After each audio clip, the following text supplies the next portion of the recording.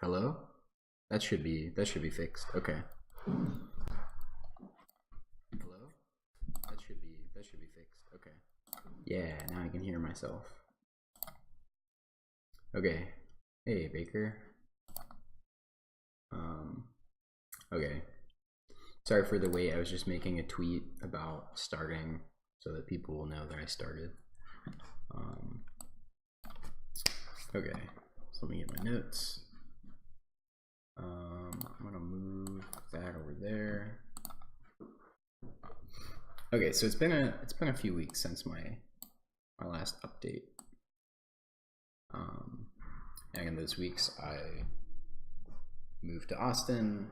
I should say, I packed my stuff, moved to Austin, so that's why I was not around.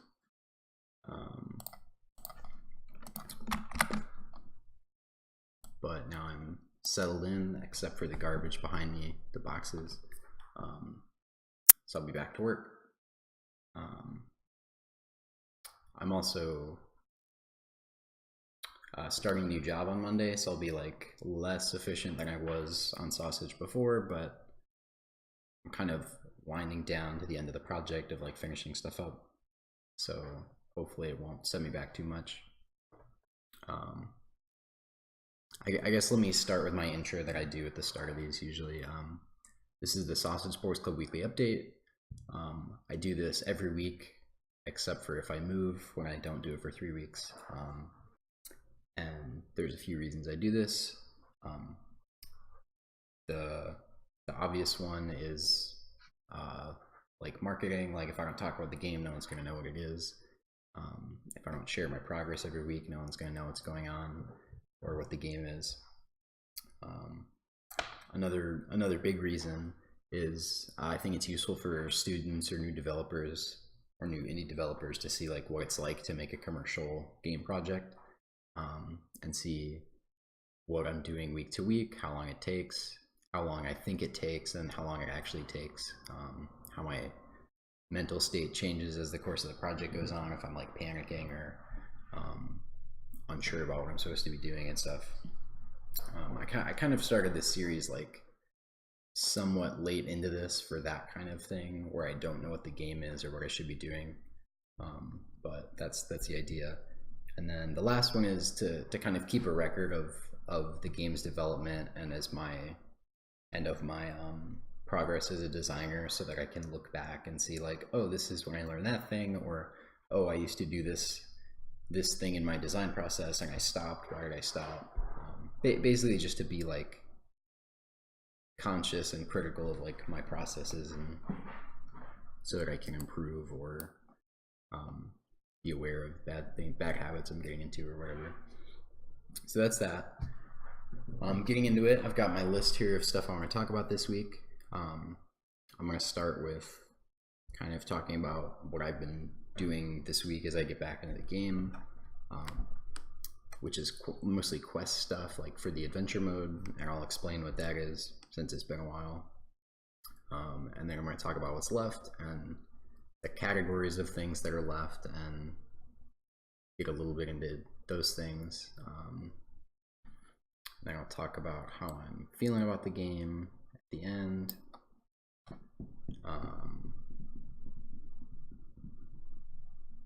Yeah, and I guess for anybody who maybe is new to this or hasn't heard, I just moved to Austin, Texas from Chicago, and I'm starting a new job on Monday at Alchemy Labs doing VR stuff. The same stuff I do on Sausage, where I'm doing programming and design and art. That's what I'll be doing at Alchemy. So that's a new big thing that's gonna affect the game for sure. Okay, so I guess I'll just get into the quest stuff. This last week has been kind of me, jumping headfirst into actually writing the quests. It's been a long time of trying to work out like what the shape of quests should be, like what my workflow of making them should be, how they fit into the game, and stuff like that. So that's not what I want. Let me jump. I'll just jump in and start one, I guess, and we can talk about it from there. Don't actually want this tablet.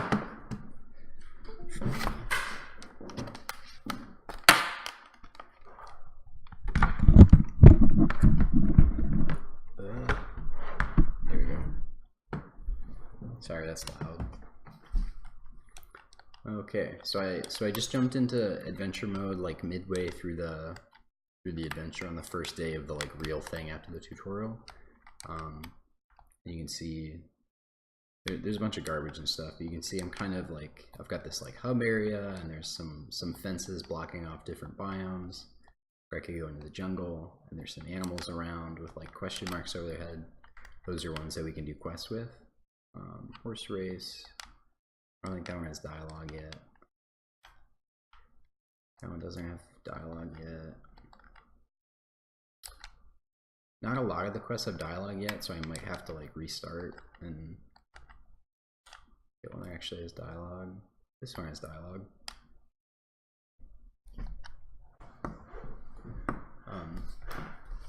I'll go through this.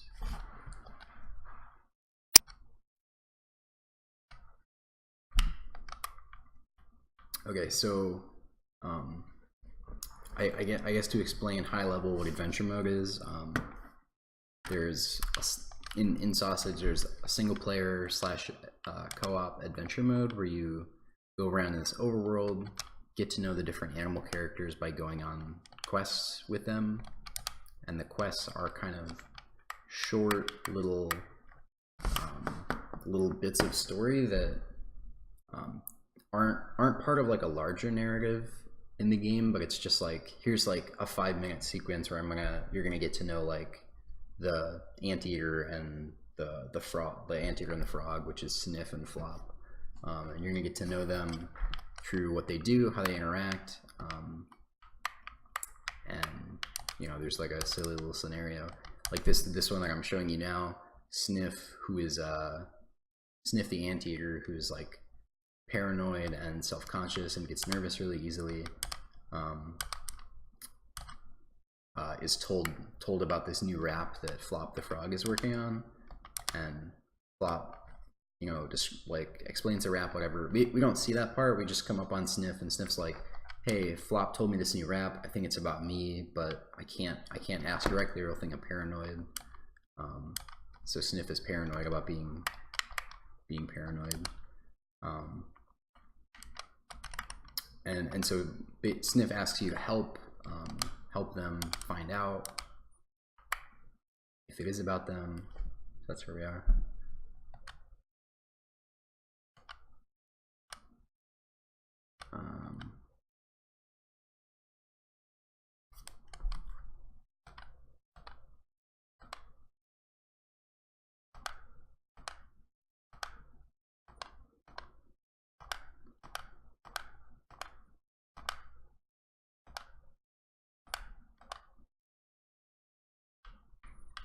And some of the quests have like, I mean, ideally all of the quests have some aspect of meaningful choice for the player, and this one is like, whose side are you on? Like, do you want to help Flop? Do you want to help Sniff? Whatever.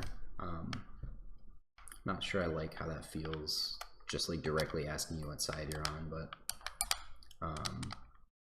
anyway, so we play a sports match. The kind of lore of Sausage Sports Club is that on this reality show, all conflicts can be settled by just challenging somebody to a sports match, and that's like, you can't really say no to a sports match, and if you lose, then that's like, that settles the argument or settles the discussion or whatever.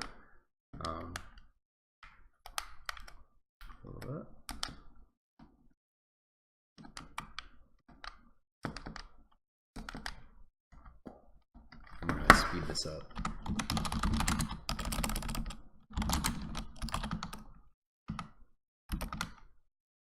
I do it. There we go. And then as you go, you'll unlock stuff.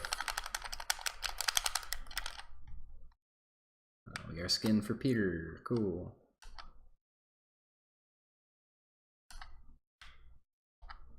and then we go back to the hub. I'm gonna change this menu so that you can't rematch or like shuffle from an adventure mode match or whatever. Yeah, quest complete. So that's what a quest is. It's weird that there wasn't. I guess I haven't written the dialogue for like what happens when you finish a quest, finish that quest specifically. So yeah, that's like a single quest. That's like what it looks like, and then the larger structure of adventure mode is there's 4 days of a season, and each day there's like 4 quests spawned in the world, but you can only do 3 of them before the next day happens. So you kind of got to pick like which characters do I care about, and then you can get involved in that quest or whatever. And I guess the other interesting thing is every time you play adventure mode, it's going to be different, because when you start, there's like a pool of more quests than you can possibly play in one day or in one season of adventure mode, because there's only 4 days. The first day is a tutorial, so there's only 3 days, and you can only do 3 per day. So it's like 9, or maybe there will be 4 days, so you can do 12 in an adventure. But the idea is that it is replayable, and there's a lot of new stuff to see. And so you'll play it multiple times and get a lot of like replayability and variability, which matches what the rest of the game is, like the kind of the one of the things that differentiate Sausage against other local multiplayer games or physics games or whatever is that there's a lot of variability of ways to play. Instead of having like one mode, even if the one mode is really polished, like in a lot of other local multiplayer games, Sausage has a bunch of modes and a bunch of ways to play. So I'm trying to like take that idea and like put it into adventure mode too, where instead of having one campaign that you play and then you're done, like you can play it like half a dozen times before you've seen everything, and it'll be actually new, interesting stuff there. And it lets you, it gives you kind of a carrot on a stick or whatever to guide you through all the different modes and stuff. If you're the type of gamer that isn't just gonna play soccer matches or whatever to pass the time. If you need something to say like play this soccer match for this reason or like for this goal, that's fine too. That's what this is for. So that's quests. What else did I want to say about it? Yeah. Let's talk about evolution of making the quests. So that you saw what a quest looked like. There's been a ton of work that's gone into like placing characters in the world, and when you walk up and start a quest and like they want to talk to you, like your player needs to stand on a specific spot and their characters need to stand on a specific spot so nobody's blocking the camera, so it like makes sense. Like, I'm still working on that stuff so it feels like polished and complete or whatever. But like there's that aspect, and then there's the authoring side of it where boom, so here's a quest. We can look at the quest I just did. So this is what it looks like when I make it. I'll open the code too, even though I don't want to get super technical about it.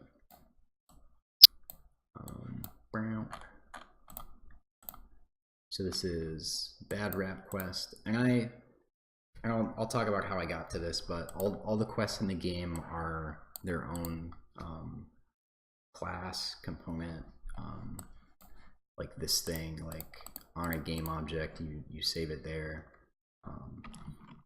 and I manually script the like logic of the quest out. So there's like, I want to play the intro, ignore that, but yeah, the intro, I'm gonna like listen to a dialogue when I go up to talk to Sniff, and then Sniff is gonna go run over a flop, and then the game's gonna wait until I get to flop, and also until Sniff has reached flop. So then we can play another dialogue of like that, you know, that suspicious encounter where Sniff was like, "Can you tell me about that diss track again?" And then flop is like, "That's weird. Why would you ask me about that again?" And that kind of creates the conflict. And then this part is like, whose side did I choose to be on? If I chose to be on Sniff's side, then set up the teams for the match or whatever. So the gist of me showing you this is like I manually code the logic of each of the quests. That's what it has become, which is totally fine. It didn't take that long to do all 28 quests or whatever. I want to show a more complex quest, I guess.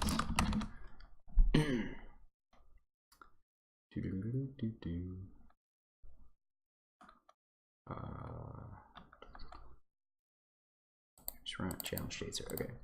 So this is an example of a more complex quest where like there's still the same like play dialogue, there's still the same setup team or whatever, but here in this quest, the gist of the quest is Young the horse wants to race somebody, and so you walk up to Young. He's like, "Man, I'm really feeling competitive today. I want to get pumped up or whatever. Like, go find me somebody to race."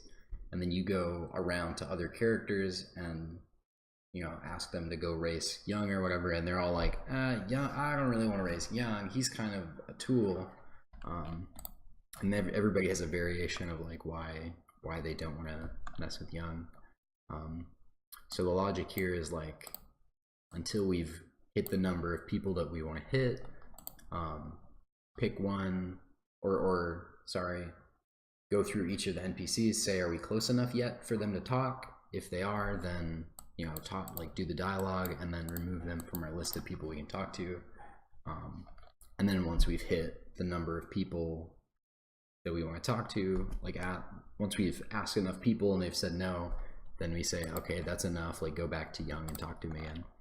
So that's like another example of like more complex logic. So that's where it is now. Previously on stream, I've shown like many months ago, I had a very different way of working on this, which I'm gonna look up on YouTube, I guess. I feel like that's the easiest way to show it, so I can just skip around in the video. But previously, I thought, you know, if I want to make 50 quests or whatever, it's going to be way faster to have like a node graph of logic, and it'll be like, and if I can reuse a node for dialogue, or a node for going somewhere, or a node for following another character around, it's going to be so easy and fun to hook up logic for different quests.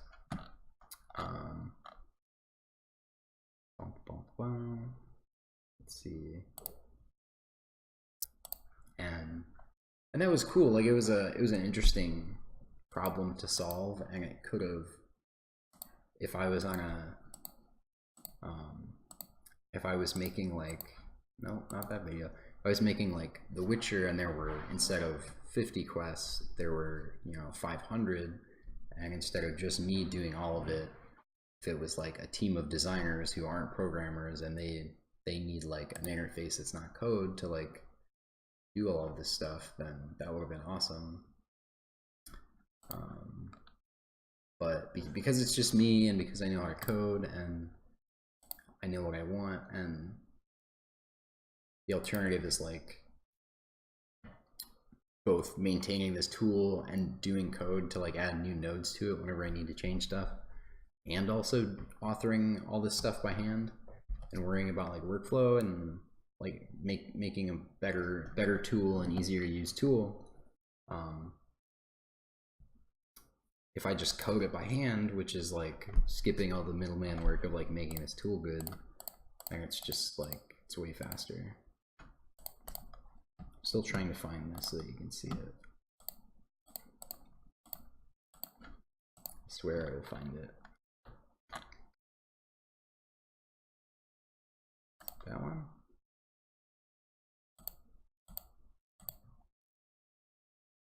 Not that one. Anyway, I guess that's, you don't need to see the node graph thing. I suck at finding it. But it looked like the animator in Unity. Let's see, like controller.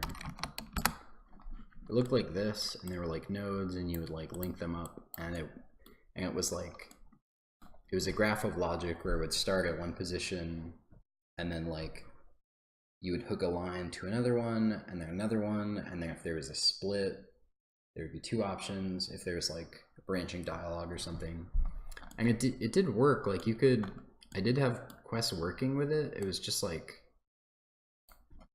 kind of miserable to work with, and if I wanted to change like the structure of data of a node, or like revise dialogue or something, or if I wanted to like change something as I was playing the game, it was just like a total nightmare. So it's not really useful. It wasn't a useful way to spend my time supporting that tool. So anyway, that was the evolution, and so once I realized that node thing wasn't correct, like wasn't the way I should do it. It wasn't a direct jump to like, I'm just gonna code logic manually, or I knew I wanted to do that, but it wasn't this simple. It didn't look like this, where it's like 40 lines of code and then it's done. It would like this same quest would take like 3 times as much logic, because as I was making several quests, as I was coding the logic, I realized like, oh, there's a lot of patterns here of like, you know, playing dialogue is like, here's 20 lines, or going to a location is 10 lines, and then I use another function that's like 20 lines or whatever.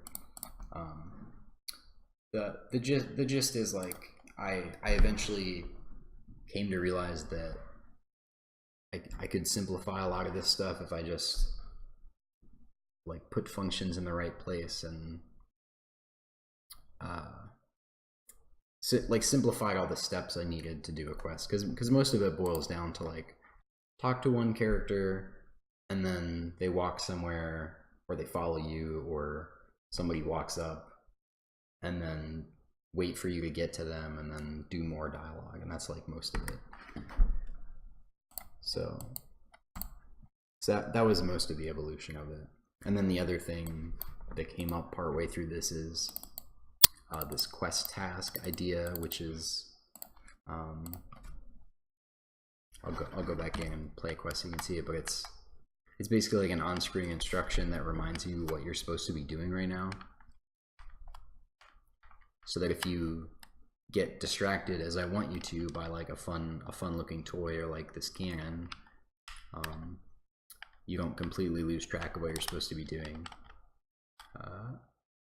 Horse race, sure. See who wins. So this quest is pretty silly. They just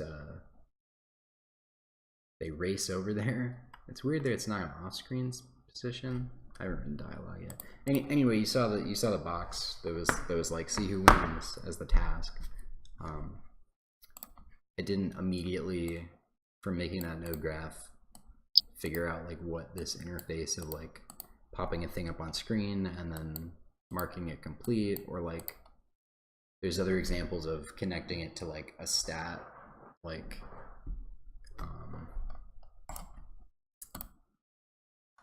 I don't want to get too deep into this, I guess, but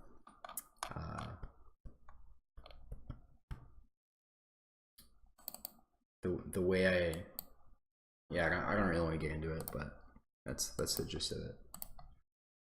Okay, quest chart. The other thing, I think I showed this maybe the last time I was talking about, maybe the last time I did a weekly update, or at some point I was showing how I work on the quest before.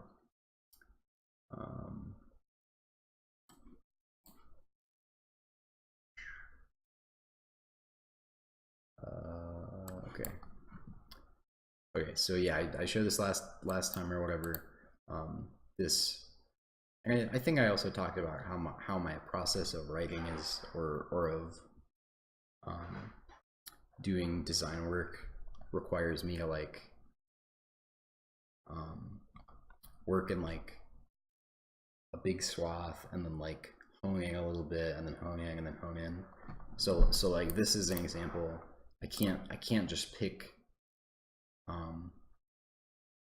I can't just get into dialogue writing immediately. I have to like start with this kind of big idea of like what is if I'm gonna write all these quests, like how can I think about all of these quests at once? Okay, it's gonna be like a grid of characters, and then I can get a little bit into that of like, okay, I can use this to like pick a couple characters, and I can as I'm filling this in, I can see, oh, I'm kind of like ignoring these characters. Like, why is that?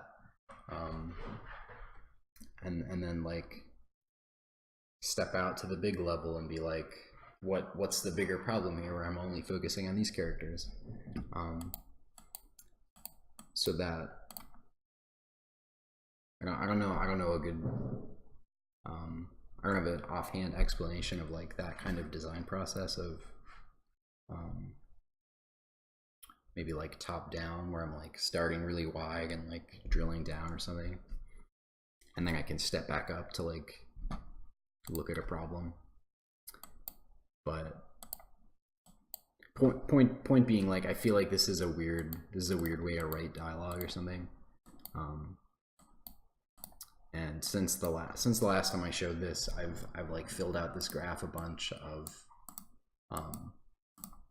here's a bunch more ideas for quests, and then I've made these quests and like written the logic of them, and now I kind of got to get down to the really granular level and write dialogue.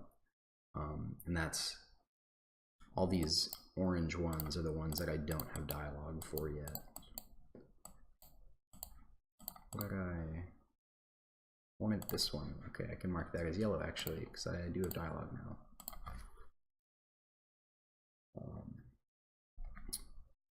So that's the other part of my process. Quest chart. So that's all the quest stuff.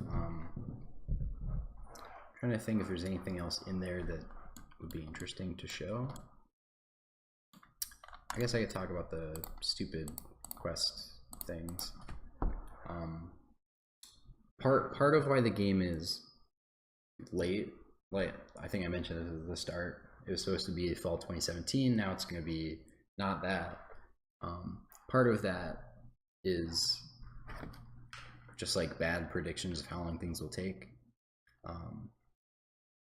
or and I've talked about this on streams before, but the biggest thing is not planning failure into my timeline, just like assuming like this design is going to be right and it's going to work, and I won't have to like fiddle with it or spend a lot of time like massaging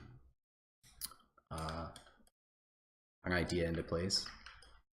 And adventure mode has been a huge kind of example of that, because I like the workflow of doing the node thing was one example of like I putting my timeline, like I'm gonna spend 2 weeks or whatever making this tool, and then that's gonna be it, and then I ended up throwing it away because it just wasn't right, and that pushes all the timeline back. Or like when I implement the quest the first time, and I can go around and walk up to the characters, but it's really confusing to see like which characters have quests, because they just look like all the other characters that don't have quests. And then it's like then a player would walk up to one that doesn't have a quest and be like, oh, these guys don't do anything. I can hit them or like kick them in the head or whatever, but they don't react. I can't talk to them or whatever, so I'll just ignore everyone, and now I don't know what to do, and why is this adventure mode?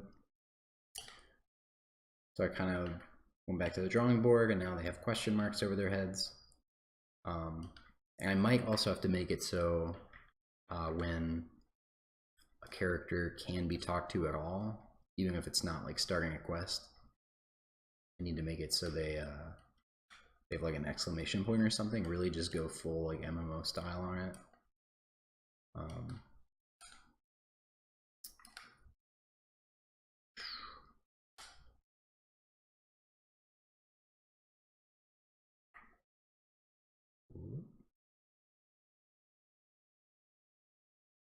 Okay.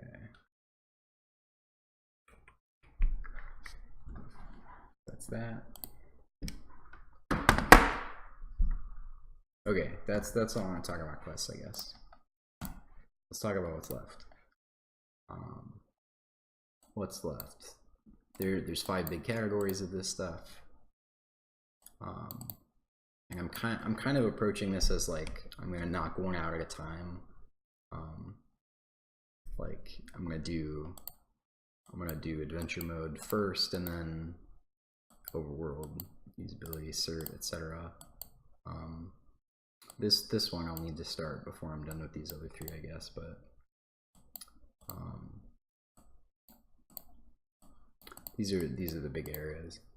And this list is kind of satisfying to look at, because for a long time there was also like other arenas, or like I didn't even know what adventure mode was going to be,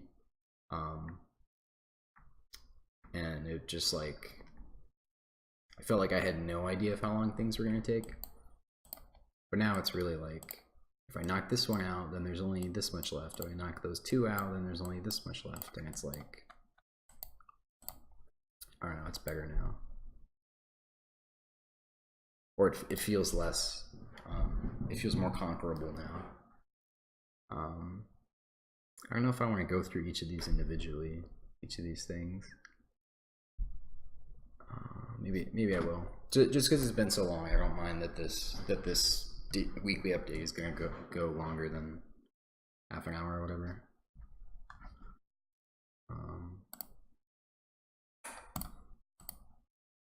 Sup, Puppet Mouth. Moves good. I'll come back to that at the end of this. So in adventure mode, I showed you the quests. I have to write dialogue and revise the logic and do at least a second pass on the dialogue for sure of all the. It's not really 28 quests. It's more like 26 or 25, because I've done. I've already done a few of them, first pass or whatever. End of day sequence, and finale sequence. I've shown both of those on stream before. That's like when you finish a day of the season, you kind of get a progress update from the like news anchor, whatever. Dirk over here. This guy, he says like, great job, here's how you did during the day, here's who you helped, here's the outfits you tried out, whatever. I'd like it to feel like he's making like actual commentary on what happened that day, but I might do the easier route and just like show like, here's the quests you did with these people, and here's how much or what do you call it? Here's how many unlock points you got, or here's your rating of like all this stuff that will be used in the finale to like judge how well you did. I might just do like a stat screen or something. That's end of day, and then it pops into the next day, you do more quests, and then repeat that until the adventure mode is over. Then finale, pull this back up. Finale sequence is like kind of the same idea, where you get a recap of the whole thing, and then Dirk awards medals to different characters or players or whatever for each of the different categories of like each of the different categories valued by Sausage Sports Club, which is like wins is like a really good one. How helpful you were to like your friends is another one. How much you explored the overworld, this like space, is another one. And then how much, I think the other one is like hat or like skin unlocks and swaps and stuff, is the other one. So that's, I feel like that one's pretty straightforward. I just need to better, like I need to figure out how to communicate those things. And then there's a little like, twist isn't really right, but there's a little twist ending where you like play a match to decide the whole outcome of the season. Another thing I need to do for adventure mode is streamline hat unlocks, which how can I think I can show you that pretty quick.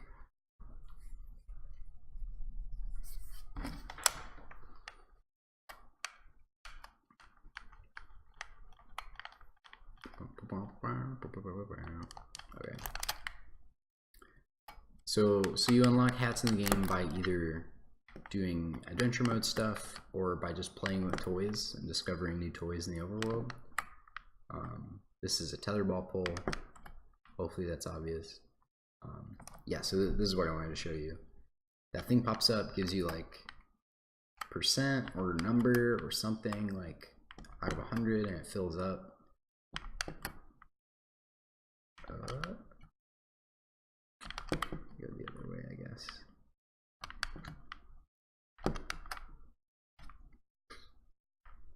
Yeah, so it's out of 100, and it's kind of like unclear, and the numbers are like kind of too big for you to remember them. And even when I fill it up once, it's not. So I just got like one hat unlock for like filling up that meter, and it's not clear that that's what that is. It's not. There's no on-screen indication of like, oh, you can unlock one hat now. If you go to the pause menu, this thing, I don't know which way I have to point. This menu like shows you like, oh, I can unlock 2 hats. That's what that present times 2 is. But it's not. I don't teach you that anywhere. It's like not as clear as it should be. And I'm pretty worried that players aren't gonna get that. They're just gonna see that meter and be like, I don't know what that is. And then sometimes they'll go to the hat shop and they'll be like, oh, I can do this now, and they'll be they don't know why. So the thing I'm thinking of changing for that is, instead of giving you like 50 out of 100, and then when you get to 100, there's like, you get that separate, it's not a separate currency, I guess, but it's like, instead of getting tokens that way, I might just do like a one, how do I explain it? Like a one currency system of like, when I go play with that thing, I get like, if I get 50, I get 50 tokens, and then this machine costs 50 tokens. And I could either have a sign here that says that, or like when you walk up to it, it shows like how many tokens you have out of 50 or something. I think that would be a lot more clear, just like a one-to-one money correlation. That also solves another problem I have, of once I've unlocked like 90% of the hats that you can unlock, for the sake of like progression and longevity, it's better if the player has to spend like twice as many coins or whatever to like unlock a hat. And if hat unlocks are like a unit that you get for like playing, and it only costs 1 to unlock a hat, that's like not as clear. Like if every unlock builds up that meter, like that meter takes longer to fill up, that's not as clear as like, now you need 100 tokens instead of 50 or whatever. That's the other thing. Puppet mount, that's not, these aren't the ones you unlocked so far. These are just like the decorations. The ones unlocked so far you can see in here.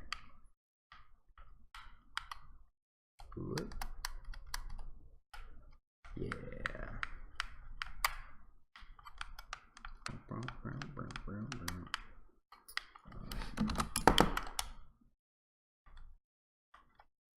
Pompadour. Cool. So that's all the stuff that's needed for adventure mode. The biggest one obviously is the quests, like doing all of that, and then I guess the thing that's not on that list, that's on another list, is kind of all the minor fixes and polish stuff that I need to do. Like if some of the quests, like if a character doesn't walk all the way where they need to go and gets stuck, or you can outrun them and get to the end to get to where they're going faster, and then it's like weird, or somebody doesn't laugh at the jokes and so I need to rewrite the jokes. That, like, none of that stuff is in that list, but that's all stuff I need to do. It'll take time. Yeah. I do have an idea for doing golden hats, where like once you get a hat the first time, it appears in a like an encyclopedia, and you have to do like a specific challenge to get a golden hat. But I don't think I'll have time to do that before launch. Like an example of that would be like kick 100 soccer balls, and that, or kick a soccer ball 100 times, and that gives you like the golden pompadour or whatever.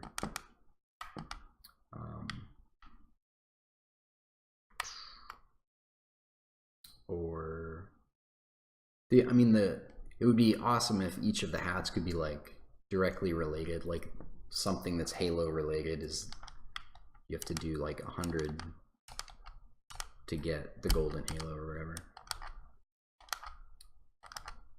I do like that idea though, for sure. So yeah, there's gonna be a bunch of those little like things aren't as fun as I expect, or things are confusing, or things are just like straight up like broken, bad code broken, that I have to fix. So that's other stuff that adventure mode will need. Next section is the overworld. That's mostly like art stuff, also the toys. So hub front is like this problem. Boop, you just fall off. That was in my when I went through the first cert submission with Nintendo. That was like one of the items was like, this isn't done. There's no wall in the front of the hub. You just die. Which was, I mean, expected. Like I knew that was wrong, but I didn't realize that they were going to comment on that kind of thing. So he looks silly. That's funny. Yeah, so I gotta like put some kind of front there. I'm not really sure what that is yet. The trick is I want players to be able to be at the front but not get over it, but also not feel like there's more stuff there to see, and not make it feel like unfinished or something. So I have to figure that out. Hollywood obviously is just gray box right now, so I gotta finish that.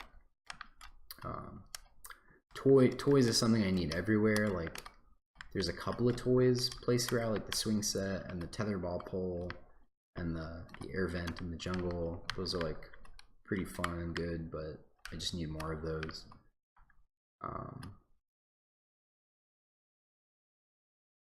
Yeah. Something like that. I might even do like a fence, not like a big fence like this, but just like a picket fence, or like a small fence at a park. And just like I feel like players are pretty lenient with like how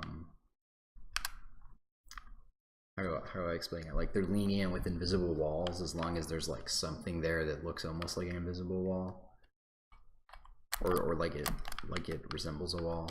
Like this in Hollywood, this wall here, almost certainly you'll be able to get on top of it. I can do that, but in the real game, I'm gonna like put a big invisible wall here so you can't get past this. Same with this. Like you're not gonna be able to get past this. And I feel like people are just like, they get it, or they aren't that annoyed by it.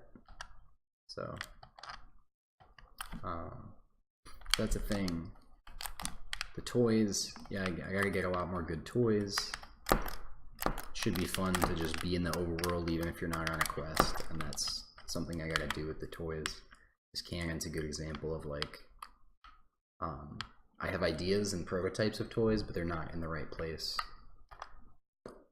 Like there's no reason for that to be in the hub, or in the hub spot. Whoop. There are more fun places for that probably. Whoop. Although maybe I'm wrong. Maybe it should be like a. Maybe it should be like the Mario 64. Like there's a hole in the ground and you like hit a button there, it opens the cannon. That would be silly. Whoop.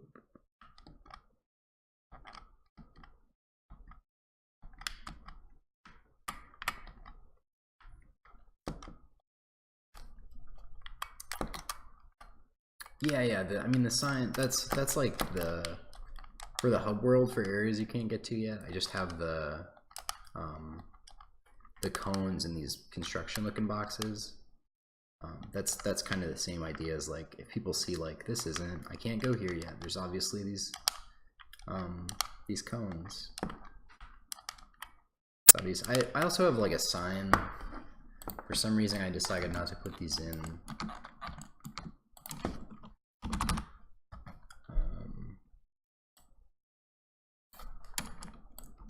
Because it's not super readable from far away. But I do have signs here that's like, you can't get in there.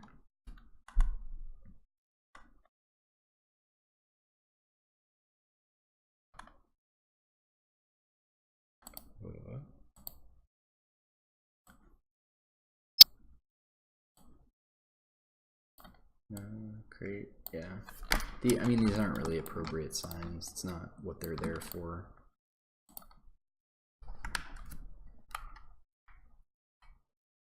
Those look so bad with mid-maps.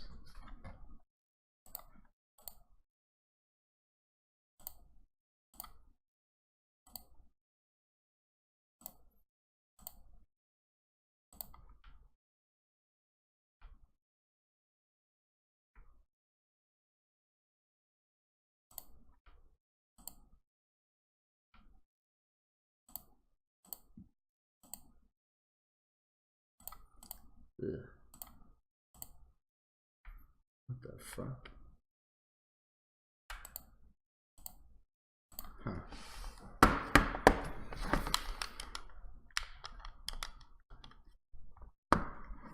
Yeah, I agree. It'll probably be fine. Oh, the other overworld thing is that I have a lot of well, I have a bunch of music there's like the overworld theme, which might be playing right now. No, it's not playing. There's a bunch of music that is meant to be in the overworld but isn't in there yet, and there's like one track that's like the hub, which is like the theme of the overworld, and then when you get into the different biomes, that track will fade down, and the jungle version of that track will fade in. And it's the same song, it's just like instruments are swapped out, and sometimes there's like maracas or like conch shells or something depending on the biome. I still need to do that and just like support my audio guys for whatever ideas they have.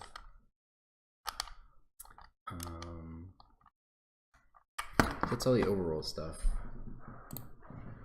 I'd say those two were the biggest things that'll take the most time,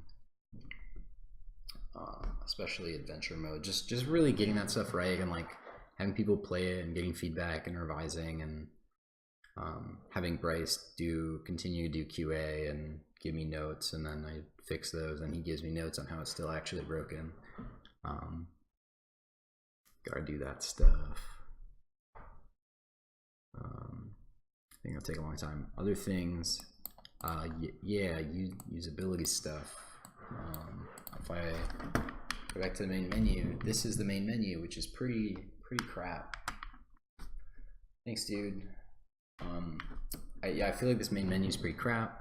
It's just like not up to the level of polish as the rest of the game. Even though I really like the art, like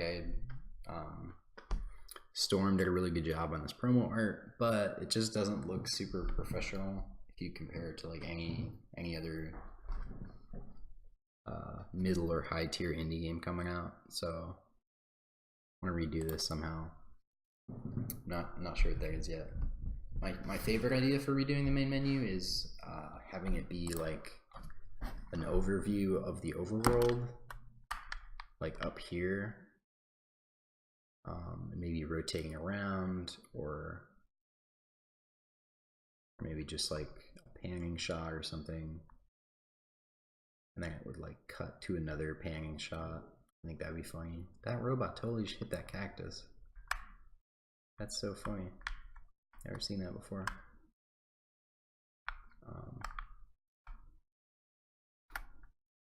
So that, yeah, that's my favorite idea of it. I think the last time I tried to do this thing, it was like long loading times on the Switch to get the entire overworld loaded, and so I was kind of turned off of the idea then. But I might come back to it.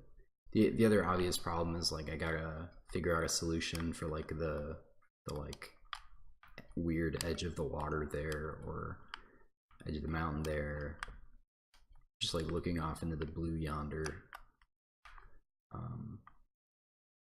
I also really don't like the fading on those trees, which I kind of know the cause of, but it's still like, I don't know if it's a thing I can fix.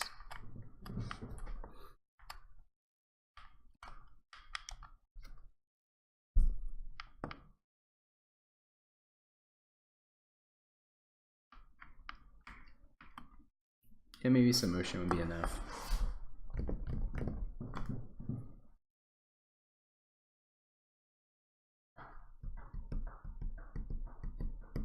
I don't know. I'm gonna leave that. Whenever I get to that task is when I'm gonna decide what it's gonna be. It's kind of been just like percolating in the back of my head, and I think that's that's the place it should be for now. Yeah, let's keep going down this list. Arena Globe. This one is dumb, and I probably shouldn't spend time on it, but it solves a problem that I have when I play the game. With dev, if you play quick play, which is just like skip the overworld and just go straight into an arena, which is not really the way you're supposed to play it, but some people are going to play it that way, I'm sure. Yeah, Bug Museum. Once I'm in here, let's say I'm in here and I play a couple matches and I'm like, all right, like Bug Museum's fun, but I want to try another arena. The only way to get to another arena is to go back to the main menu, go back to quick play, and then pick your characters again. And that's dumb. So the thing I thought of recently to fix that is to just put like in the same way that I have a hat cart in every arena to let you like swap out your hat on the fly, I need to just put on like a globe, like over here, or somewhere in all the arenas or whatever. To you walk up, you hit the button, and it would probably be the same as the hat cart, where there's just like a pop-up in-world UI with like, maybe I could do like pictures of the different arenas, because there's only the 4 of them. Just let you pick one, and that would teleport you there or whatever.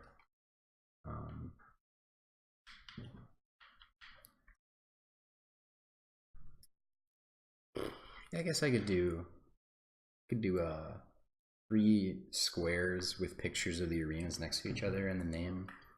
That would look okay.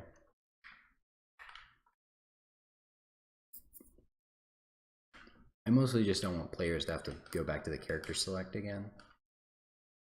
I've seen this at conventions where people who are new to games or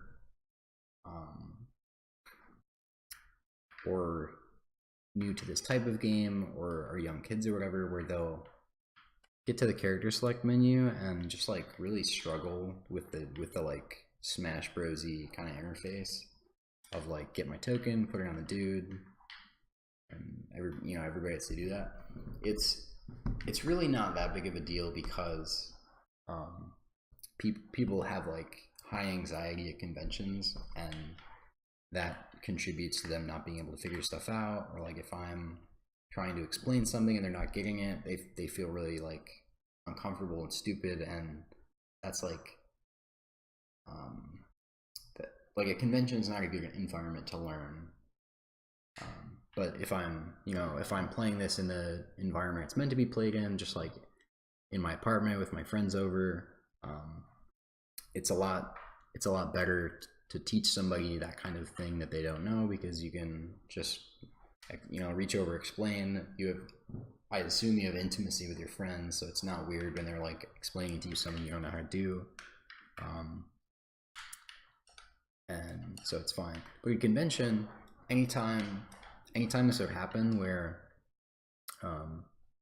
they would go into a match and somebody would be like, hey, can we play another map? I have to be like, yeah, go back to the menu.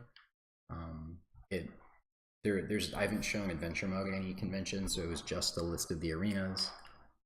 They would go into the arenas, and then that person who had trouble the first time and like struggled to be like, oh my god, I have to do this shit again, and just like I could just see on their face like, blah, I don't want to do this, and that's not fun. So that's why I want the globe thing. It would just be better.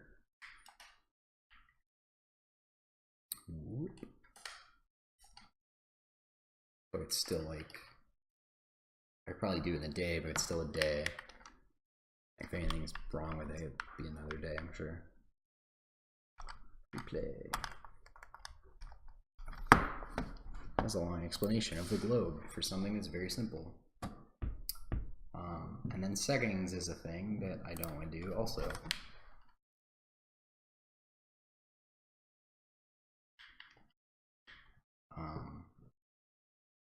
It's kind of self-explanatory, but every game has settings. On Switch, it's fine if I just do like volume and sensitivity and I'm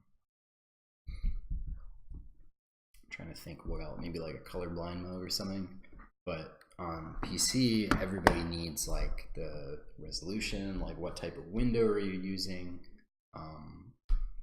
like what's my refresh rate, what's my VSync, all this stuff, and a lot of those are straightforward, but some of them are like not great to test, and especially like if I have to like make a build to test a change, that's just like super annoying. And yeah, the other one that is a very important accessibility feature that just like is hard to make in a menu, just like it's annoying to make, is controller rebinding, just because there's so much like if I'm using a controller, rebinding the analog sticks is like kind of weird. Oh, I might sneeze. That's a big thing that'll take a few days at least. Next category, cert and fixes. So getting on Switch is like, there's a bunch of stuff I have to do. Most of it's already done, but there's a few little things. Finishing the game is like a big one. Of all the hits they gave me when I failed cert the first time, the game not being done was the one that I haven't fixed yet. But there's also, I've noticed these, they didn't come up during the cert thing, but I've noticed that there's a few like crashes that if I leave the game on for like a few hours, like it'll crash, and I don't exactly know why, but it's solvable. They also just added the video recording feature to the Switch, so I need to whatever switch I need to turn on for that and test it and everything, see if the game still runs good or whatever.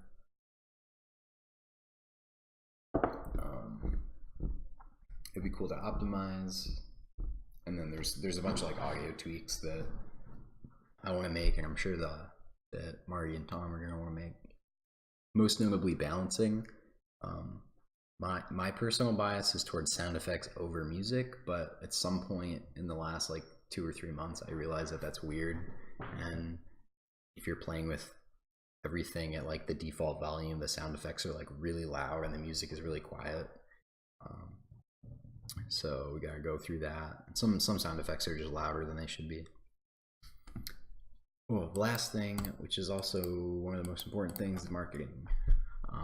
The Steam store page needs to be updated. The Switch store page needs to be updated. I just used whatever marketing assets I already had made, and I just like assembled them to fit the the sizes they needed. But I don't really want to do.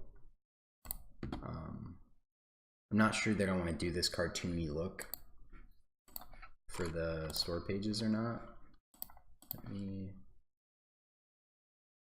I want to get, here we go. Yeah, let me pull up the sausage website. So this is the art that all the store pages are based on. Not at this aspect ratio or whatever, but I don't think I want to do this. It just looks kind of I don't know, it's not like complete, or it's not as commercial as it could be. I don't know if that makes sense.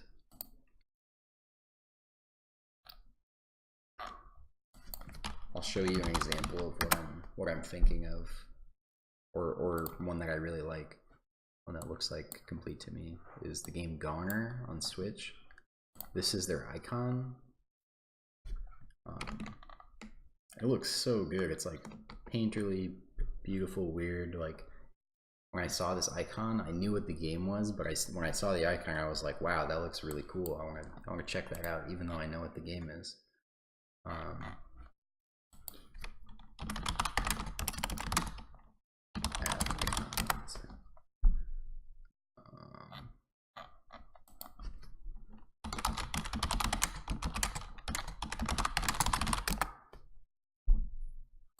Here's another one. Whoops.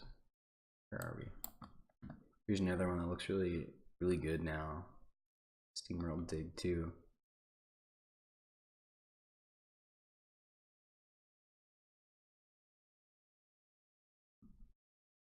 This one, SteamWorld Dig 2 launched with this one. It's like bad looking icon, and then they updated to that. I think the cool thing about those two icons is that they embody the art style of the game as a whole, and then kind of exaggerate it a little bit.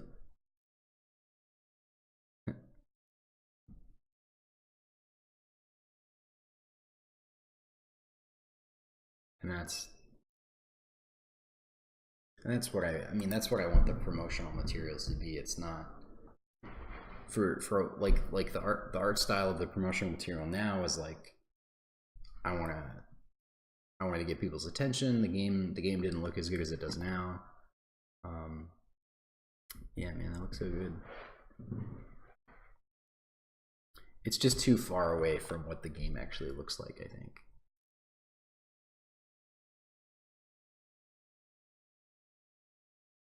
You can't do that. That's not real. So that's that. Yeah. Or before you even buy the game, I want people to see the icon and be like, I want to get that game. And if they see what, like I think the cartoon promo art is awesome, but if they see that and then go to the page and it's not that, then they're gonna be like, why doesn't this look like the promo art? So I don't want that like shock value or whatever. Press, content creator outreach. I have a press list and a YouTuber list and a Twitch list, and I just gotta like write good emails for each of those and include key of the game and make it I don't know if I have any like leverage to make it more compelling for them because I don't have a marketing budget left, but that's a thing I gotta do. I probably also should go through again and just like add more people to those. Certainly there's people who've requested to play, like requested to get a key that I need to reach out to and like make sure that all the legit sites that requested a key get that. And then the 2 trailers that I want to do. Trailers also always suck because there's always, I feel like every time I've made a trailer, which is not often, but you're always trying to like hide the rough edges of the game, even if nobody else but you is gonna notice them.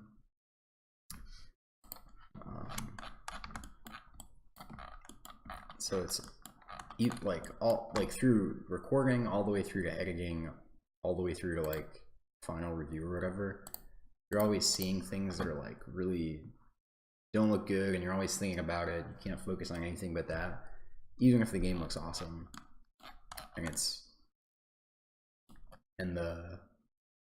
And going towards release is even harder because when you release, you're gonna be like, it's gonna be the most polished the game ever is, but you're not gonna like, you're gonna work on the game more after you finish the launch trailer or the release trailer or whatever. So it's just like, I don't like thinking about it. Because it also takes like a week for me at least, to like from conception of an idea to like finishing the trailer is like a week of solid work. So that sucks. That's everything. That's all that's left. Tired just talking about it. The reason I keep looking over here is because I have like a cork board with all of this stuff on the cork board, trying to see if there's anything I'm leaving out. There is. Like cert, in the cert category, I could also add like Steam features like achievements and stuff. I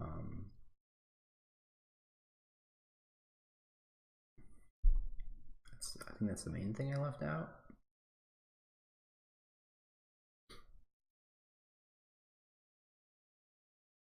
Yeah, that's it. And just like polish for the overworld. But that's everything. Cool. So that's the update. That's where I'm at. I can talk about how I'm feeling about the game. Nice.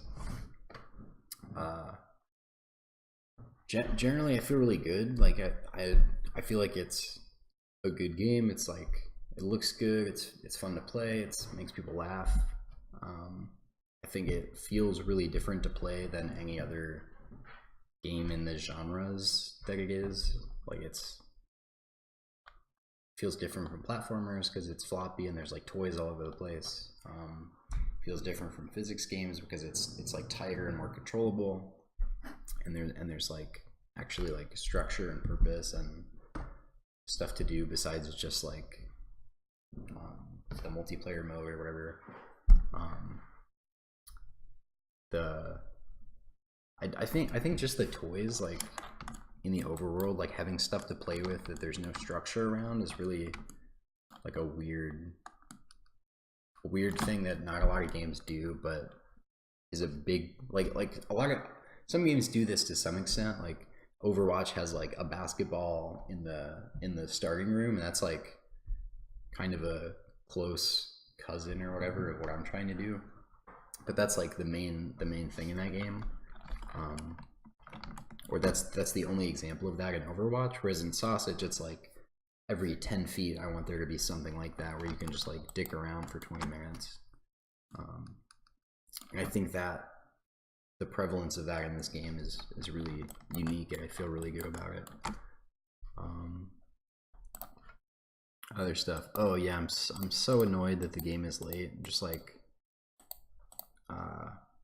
it's a combination of like bad at predicting how long things will take, and not knowing a bunch of things I was going to need to do, and not planning for failure like I was talking about before.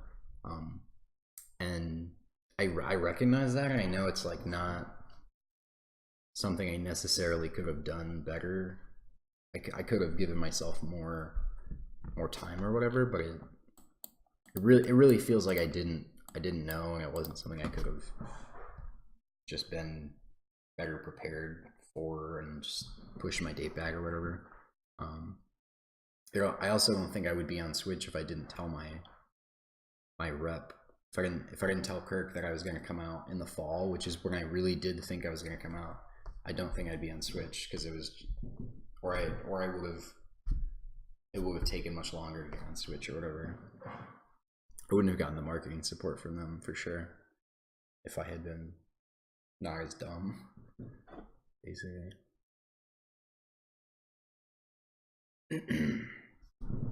Yeah.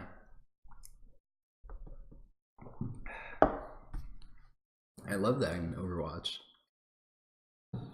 But I want more of that. I want that to be the game instead of being the distraction as you're waiting. Yeah, so I'm annoyed that the game is late. I feel like guilty and anxious about it, but like I said, I also feel really good about the game.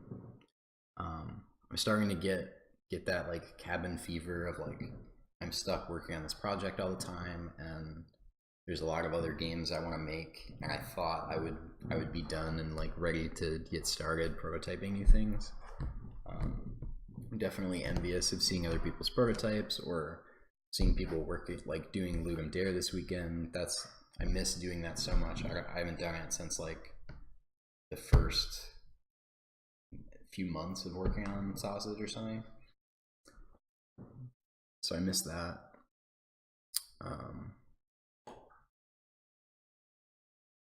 I'm excited for this new job. It's gonna be cool. All the people there seem really cool. The work they're doing seems like very up my alley, and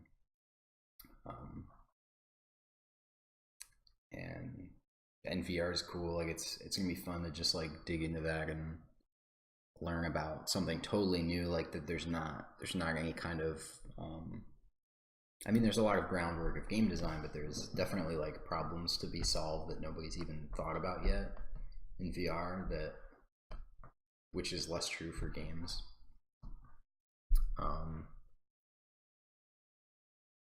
And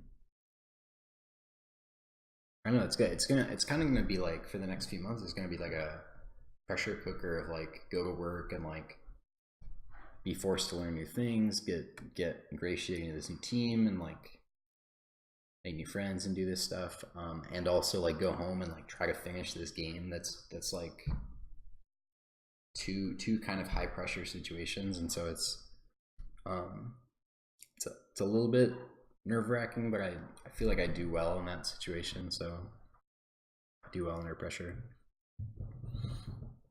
Yeah, they Jeremy, they do just VR games. They used to do, they started their studio as a, making indie games, like they make a game called Jack Lumber, they make a game called Discourse. They were both, regular screen video games. And with Job Simulator, that was their first VR game. When they were working on that, they were like, this is totally the future. We're only ever going to make VR games again. So they kind of went all in on that. And I think as a result of that decision to go all in, and then they kind of were able to do something not a lot of other people did, of just like making a big kind of fully featured VR thing at the perfect time to like scoop up a bunch of the market. Just because everybody else was like taking half steps of, oh, we're gonna make like a 2-hour game and that's like the most budget we can put into it. They were like, no, we're gonna like make a full thing here. So they didn't have any other competition, and they also kind of are, their games are family friendly and non-violent, and so yeah, I'm excited for it. It's gonna be cool.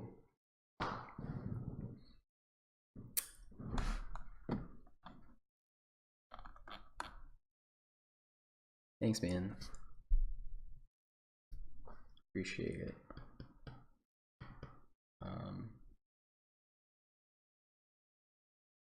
I guess the other thing is the move is like mostly done. I just gotta throw out these boxes, and we've got a couch being delivered on Tuesday. But I feel pretty like settled in is not the right word, but I was pretty anxious about the move before, of just like how long is it gonna take to settle in? Am I gonna feel like crazy lonely immediately, or am I gonna just like be able to chill out? And it's been pretty good. Not a lot of time to actually just chill out, but it's fun. Not anxious anymore.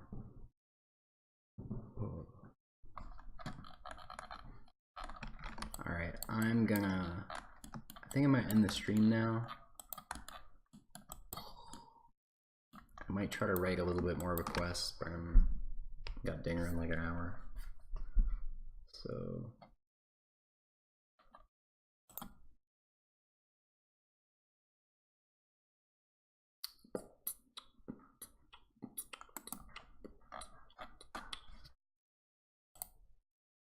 thanks for coming to hang out.